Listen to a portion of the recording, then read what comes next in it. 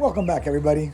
All right, today I'm going to show you how to transplant a nice avocado from a 5-gallon pot into a 15-gallon pot.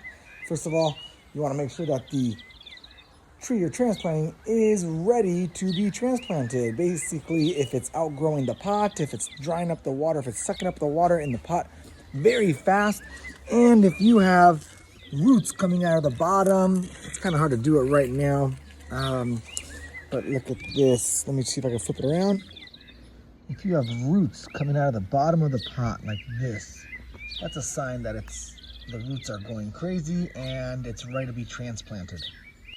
So first thing you want to do is mix all your soil, get it ready to go. As I've already done so, I don't want to sit there and mix and waste time, but I use equal parts of perlite, construction sand, raised garden bed soil, native soil. You could also use something like palm, cactus, and citrus soil. And I use that raised bed garden soil, all that stuff. Mix it all up and then fill in your pot, your 15-gallon pot right about here. Take a little measurement.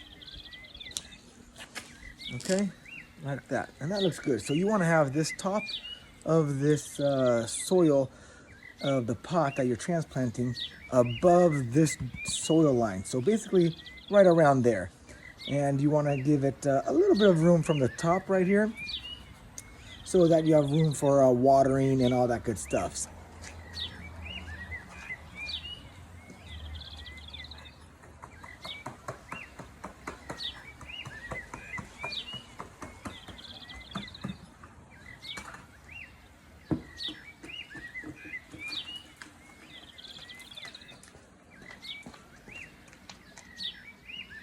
Clearly have well-established roots in that 5-gallon pot.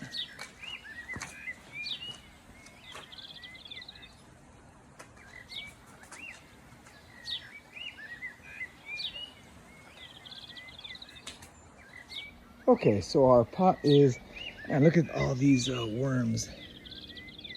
All the worms coming out of the soil that I just mixed because I used some native soil. So the native soil had existing worms, so we're gonna pick all you guys up and throw you right back in the pot where you came from, just so you guys could keep doing what you do best. Okay, so now that we have this set, you wanna make sure that your stalk is straight. You see how we are below the pot line. Okay, below the top of the root ball, below the top line. If you want, you could also loosen up the soil a little bit right here. Just a little bit, just to expose these roots right here without damaging them. You could also massage these if you really wanted to.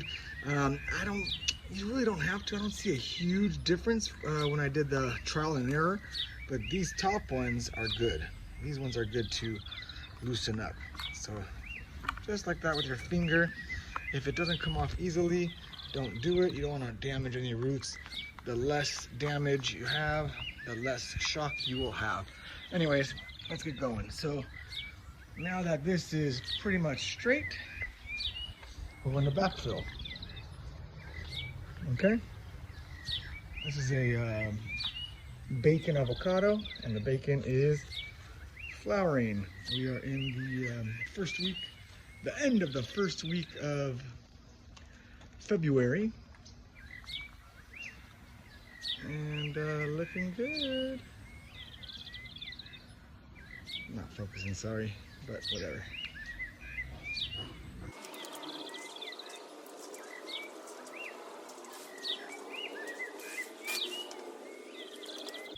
All right, you guys saw me throw this leaf out. So leaves are good organic material that is not decomposed very well, like this, right? It still has a lot to go before it breaks down all the way.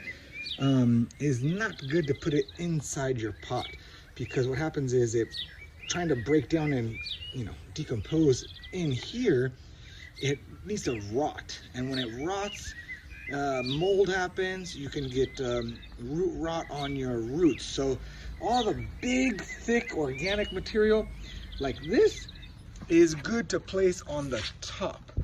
of your pots for mulching. And then those little worms, they come up and eat it all, and all their poop helps feed all your soil. But you don't want to have those huge pieces of undecomposed organic matter inside your soil, simply for that. Also, wood chips are not good. Small wood chips is okay. Most potting mixes are mixed with that, but you don't want to have huge pieces, right? Same principle. So, looking good here. All right, so we are right here. So now what we're gonna do is I'm going to give it a little shake, right, to settle in all that sand. And now is the time we fertilize. We're gonna put whatever fertilizer you prefer. Organic is always the best way to go because you have to eat this stuff.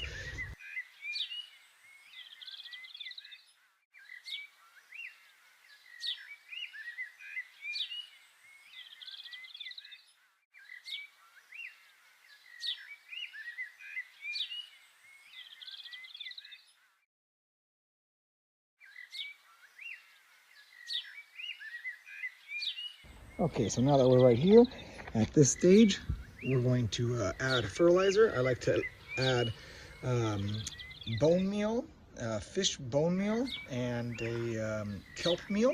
It's a powder that you put around. You could also put blood meal if you really wanted, but a little bit because it's very high in nitrogen. And then I put a little bit more of organic fertilizer on top. Mix it in the first 2 to 3 inches of the soil, and then I backfill a little bit more soil on top. And then we give it a good watering with water mixed with 1 gallon water and 1 tablespoon of liquid fish. It's a great booster for avocado trees, especially when transplanting. They love them. Bone meal.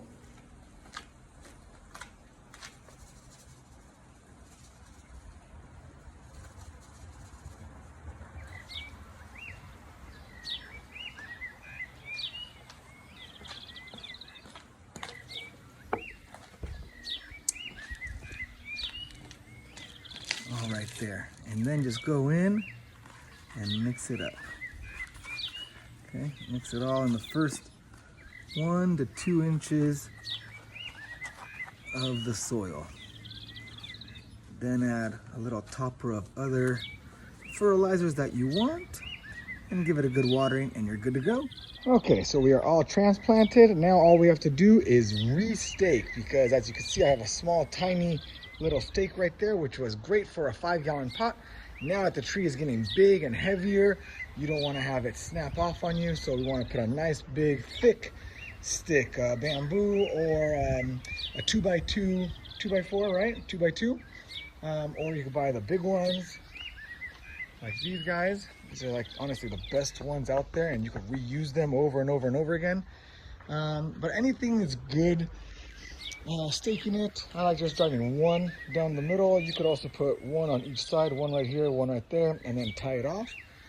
And there you go. Let's give it a nice little watering. Make sure it's watered all the way through to get the bottom also wet but not drenched. And you're good to go. Don't water it for another 3 days or so. Right now, you don't want to water it too often because it's still cold. And but in the summer months, if you transplant in the summer, you want to water it every single day. Happy gardening.